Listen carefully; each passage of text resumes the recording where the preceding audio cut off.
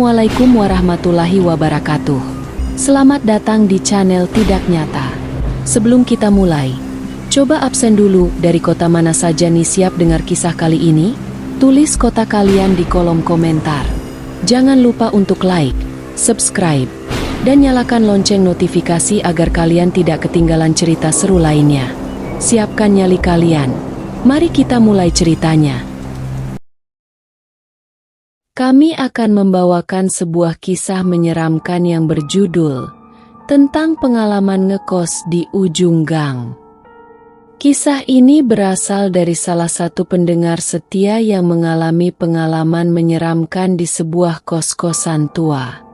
Kalau kamu ngekos atau punya teman yang ngekos, cerita ini mungkin bakal bikin kamu berpikir dua kali kalau tiba-tiba ada yang mengetuk pintu di malam hari. Sebelum kita mulai, jangan lupa tekan tombol like dan subscribe channel ini serta nyalakan lonceng notifikasinya agar tidak ketinggalan cerita-cerita menarik lainnya. Langsung saja kita masuk ke ceritanya. Namanya Sari, seorang mahasiswi semester 1 di sebuah universitas negeri di Yogyakarta. Karena rumah orang tuanya berada di kota kecil di Jawa Tengah, Sari memutuskan untuk ngekos di dekat kampus agar tidak perlu bolak-balik setiap hari. Setelah mencari selama beberapa hari, ia menemukan sebuah kos yang lokasinya agak tersembunyi di ujung gang kecil. Kos itu adalah rumah tua dengan 2 lantai yang memiliki balkon berjejer di lantai atas. Bangunannya terlihat kusam dengan cat yang sudah mengelupas. Namun, harga sewanya sangat terjangkau dan pemilik kos, Busri, menyambut Sari dengan ramah. Kamar kosongnya ada di lantai 2, yang dekat dengan pohon jambu. Kalau kamu mau lihat, ayo ibu antar, kata Busri dengan suara lembut.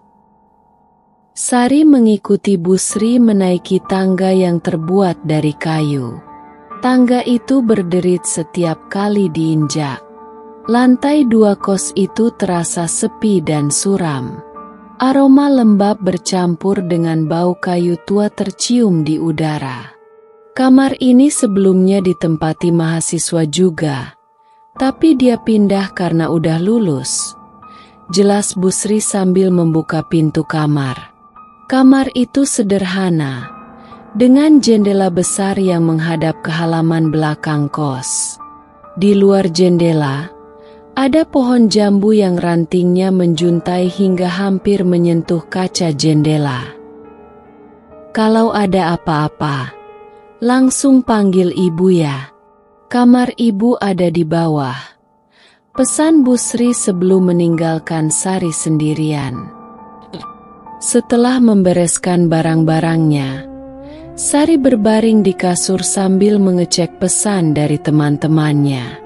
Malam pertama di kos itu terasa cukup sepi. Tidak ada suara televisi atau obrolan dari penghuni kos lainnya. Menjelang pukul 11 malam, Sari merasa mengantuk dan memutuskan untuk tidur. Namun, baru saja ia memejamkan mata, terdengar suara ketukan pelan dari arah jendela. Sari membuka mata dan menoleh ke arah jendela. Tidak ada siapa-siapa di luar. Ia mencoba mengabaikannya dan kembali memejamkan mata. Tapi suara itu muncul lagi. Kali ini lebih keras. Sari bangkit dari tempat tidur dan mendekati jendela. Dengan tangan gemetar, ia membuka tirai. Tidak ada siapa-siapa di luar. Hanya ranting pohon jambu yang bergoyang diterpa angin malam. Mungkin rantingnya yang kena kaca. Gumam Sari mencoba menenangkan diri. Namun, ketika ia kembali ke tempat tidur, tirai jendela tiba-tiba bergerak sendiri seolah ada angin yang menerpanya dari dalam kamar. Sari merinding. Ia langsung menyalakan lampu kamar dan berusaha meyakinkan dirinya bahwa itu hanya imajinasi. Tapi malam itu, ia tidak bisa tidur dengan nyenyak.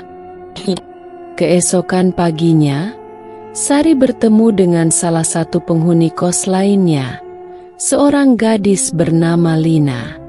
"Kamu anak baru ya?" tanya Lina sambil tersenyum ramah.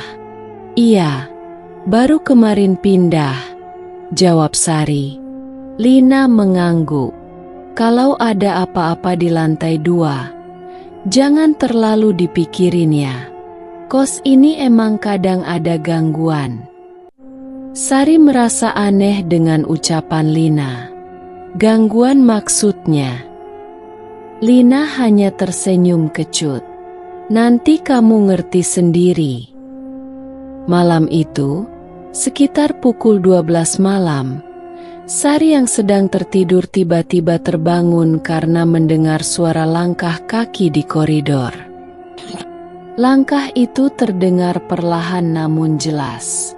Sari menajamkan pendengarannya. Langkah itu semakin mendekat ke arah kamarnya. Jantung Sari berdegup kencang. Dengan perasaan takut, ia meraih ponsel dan menyalakan senter. Ketika ia mengarahkan cahaya ke pintu, suara langkah itu tiba-tiba berhenti. Namun, saat ia hendak kembali ke tempat tidur, terdengar suara berbisik dari balik pintu. "Buka pintunya." Sari membeku. Suara itu begitu serak dan menakutkan. Dengan tangan gemetar, ia mencoba menghubungi Busri, tapi tidak ada jawaban. Keesokan paginya, Sari tidak bisa menahan rasa penasarannya. Ia menemui Busri di ruang tamu kos. "Bu, saya nggak ngerti kenapa malam-malam ada suara orang jalan di koridor dan bisikan di depan pintu saya," kata Sari dengan suara gemetar. Busri terdiam sejenak sebelum berkata, "Kos ini memang punya cerita lama, Nak. Dulu pernah ada penghuni kos yang meninggal di kamar itu." Sari terperanjat. "Meninggal? Kenapa, Bu?" Busri menghela napas. Katanya dia stres karena masalah kuliah dan keluarga. Setelah kejadian itu, beberapa penghuni kos mengalami gangguan aneh. Tapi selama kamu nggak macam-macam, insya Allah aman.